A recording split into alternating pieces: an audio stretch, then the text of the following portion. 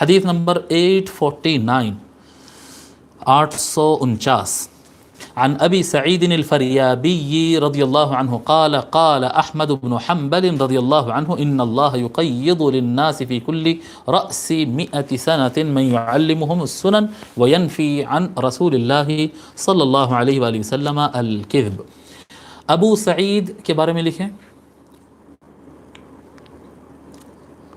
ابو سعید، یہ راوی صاحب بہت ٹائم لیا آج. ابو سعید محمد بن عقیل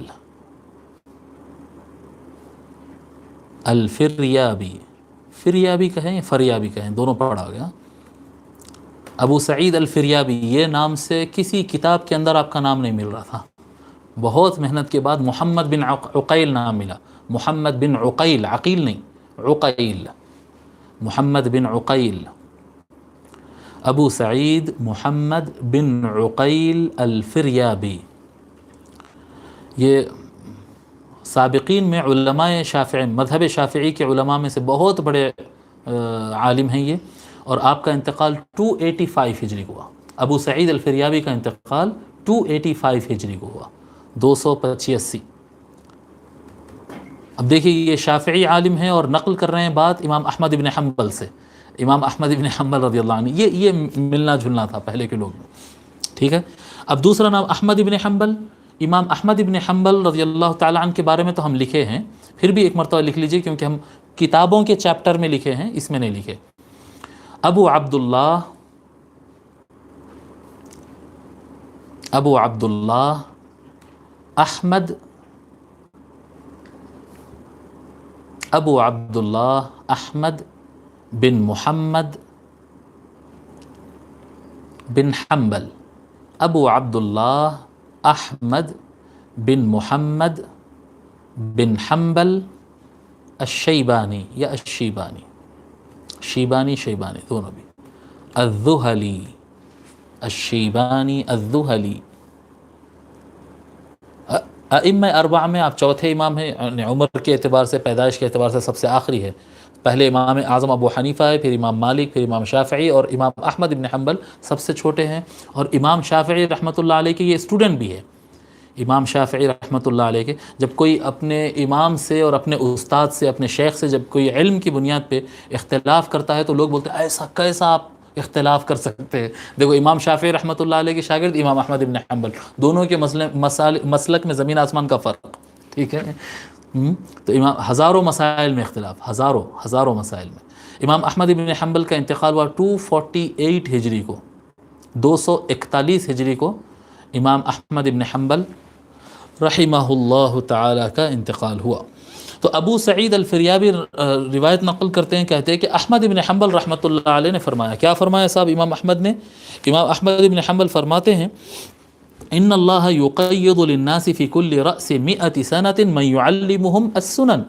اللہ تبارک و تعالی لوگوں کے لیے ہر 100 سال میں ایک مرتبہ ایسے شخص کو فراہم کر دیتا ہے، ایسا شخص کو اللہ تعالیٰ جو ہے فراہم کر دیتا ہے، اویلیبل کر دیتا ہے، جو لوگ کو سنت سکھا دے.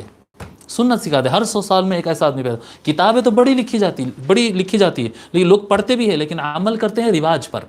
پھر ایک مجدد آتا ہے جو مجدد پھر سے وہی حدیثوں کو پڑھاتا ہے، وہی آیات کو پڑھاتا ہے اور الگ ڈھنگ سے پیش کرتا ہے، وہی قرآن کو، وہی حدیث کو. شیخ الاسلام فرماتے ہیں نا کہ پرانی شراب نئی بوتل میں. یہ ایک تمثیل ہے اردو زبان کی. کوئی اب اس میں بھی ہمارے بعض تنگ نظر بھائیاں بولتے ہیں کہ حدیث اور قرآن کو جو ہے شراب بولے. نہیں، شراب وہ شراب نہیں ہے بابا، یہ ایک ضرب المثل ہے.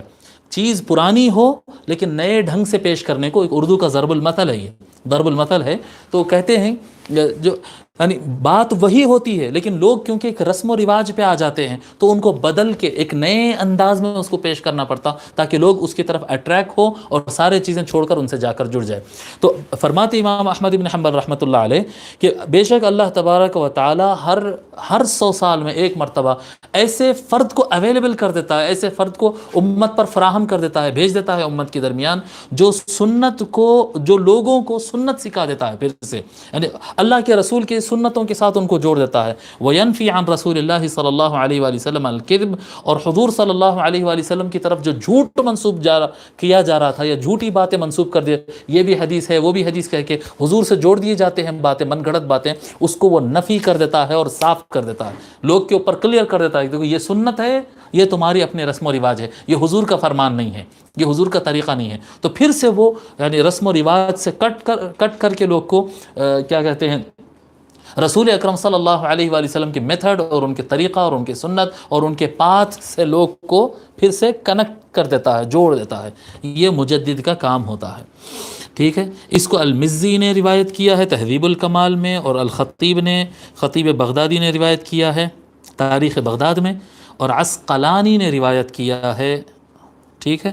اچھا یہ نہیں لکھے ہیں یہ ساری کتابیں، لکھ لیجئے تہذیب الکمال پہلی کتاب، المزی کی پہلی کتاب ہے تہذیب الکمال،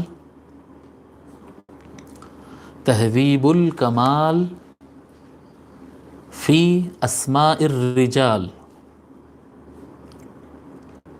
تہذیب الکمال فی اسماء الرجال. آتھر کا نام ہے ابو الحجاج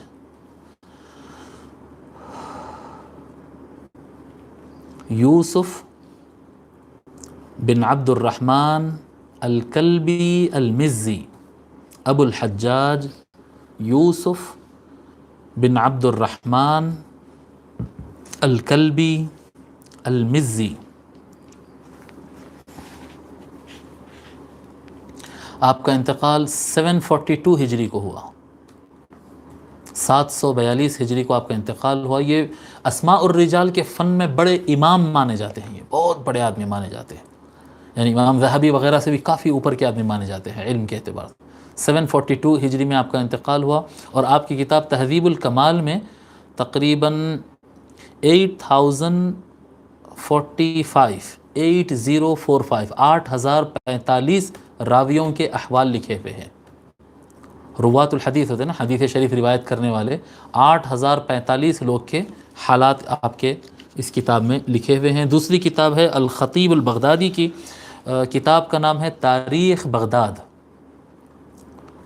نام تاریخ بغداد ہے، صرف تاریخ بغداد نہیں ہے، اس میں بہت بڑی دنیا ہے، بہت بڑی کتاب ہے، یہ بھی بہت بڑی کتاب ہے، 40-50 جلد ہوں گے اس کے بھی. تاریخ بغداد. آتھر کا نام ہے ابو بکر احمد بن علی، ابو بکر احمد بن علی الخطیب البغدادی. ابو بکر احمد بن علی الخطیب البغدادی. آپ کا انتقال 463 ہجری کو ہوا، 463 ہجری کو آپ کا انتقال ہوا.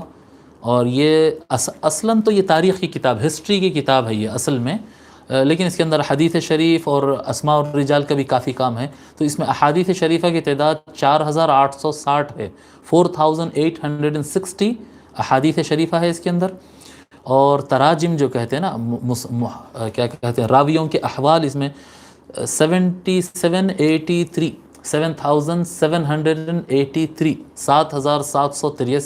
اسماء الرجال ہے اس کے اندر. اور احادیث شریفہ اس میں 4860، 4860. ٹھیک ہے. آخری کتاب آج کی العسقلانی کی کتاب ہے، کتاب کا نام ہے تہذیب التہذیب، تہذیب التہذیب. یہ تہذیب التہذیب کی اختصار یہاں رکھی ہوئی دیکھیے، یہ تقریب التہذیب اسی کا اختصار ہے، یہ ابن حجر عسقلانی کی. تو تہذیب التہذیب کتاب کا نام ہے، اور آتھر کا نام ہے ابو الفضل احمد بن علی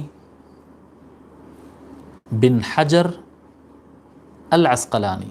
ابو الفضل احمد بن علی بن حجر العسقلانی. ابن حجر عسقلانی سے جو بہت زیادہ مشہور ہے، آپ کی وفات 852 ہجری 852 ہجری کو آپ کا انتقال ہوا. اور اس کتاب کے اندر 2852 2852 راویوں کے حالات لکھے ہوئے ہیں. ٹھیک ہے، تو ہم یہاں پر سبق روک دیتے ہیں. میں ویسے تقریباً 40 احادیث تیار کر کے آیا تھا، لیکن یہ مضامین مجھے بہت ضروری لگتے ہیں یہ چیز سمجھنا. صرف رٹنے سے کیا فائدہ جب تک بات سمجھ میں نہیں آئے، تو اس لیے میں تھوڑا سا آج ڈیٹیل میں بول دیا. ایک دو سوال ہے یہاں پر، اس کو ہم تیزی سے کر لیتے ہیں.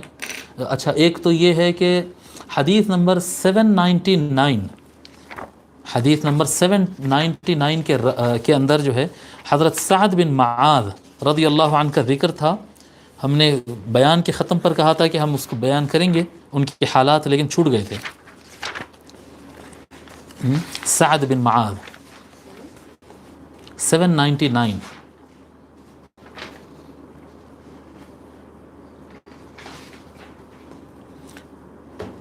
سعد بن معاذ رضی اللہ تعالیٰ عنہ کا نام بھی نہیں لکھائے تھے. نہیں، 799 حدیث نمبر 89 بولا میں نہیں بیٹے، 799 799. سعد بن معاذ رضی اللہ تعالیٰ عنہ کا ذکر ہے آپ اس حدیث شریف میں. اور ہاں، وہ جن کے انتقال پر عرش ہلا وغیرہ جو سارا ذکر کرے تھے نا، تو آپ کا نام ہے سعد بن معاذ بن نعمان، یہ لکھے تھے. سعد بن معاذ لکھ لیجئے، سعد بن معاذ بن نعمان الأوسی الانصاری. سعد بن معاذ بن نعمان الأوسی الانصاری. یہ حضرت مصعب بن عمیر رضی اللہ تعالیٰ عنہ کے ہاتھ پر اسلام قبول کیے تھے. یعنی حضور مدینہ پہنچنے سے پہلے مدینہ میں یہ لوگ حضور صلی اللہ علیہ وسلم کے بھیجے ہوئے ٹیچر کے ہاتھ پہ اسلام قبول کر چکے تھے. جنگ بدر، احد اور خندق میں حضور کے ساتھ شریک رہے، اور جنگ خندق میں آپ کو تیر لگ گیا تھا اور اس کے زخم سے آپ ابھر نہ پائے. تقریباً 1 مہینے بعد شہید ہوئے، لیکن اسی زخم کی وجہ سے آپ کی شہادت ہوئی، اور شہادت 5 ہجری کو رہی. سعد بن معاذ رضی اللہ تعالیٰ عنہ 5 ہجری کو شہید ہوئے. ایک حدیث میں راوی کا نام اور تفصیلات ہم چھوٹ گئے تھے ہم سے، وہ ہے 766. یہ لوگ بھیجتے ہیں تو یاد آتا ہے مجھے کہ یہ چھوٹ گیا تھا. 766 766 حدیث نمبر 766 میں حضرت قتادہ بن نعمان کے تفصیلات ہم نہیں لکھے تھے غالباً. جی ہاں، 255 پر.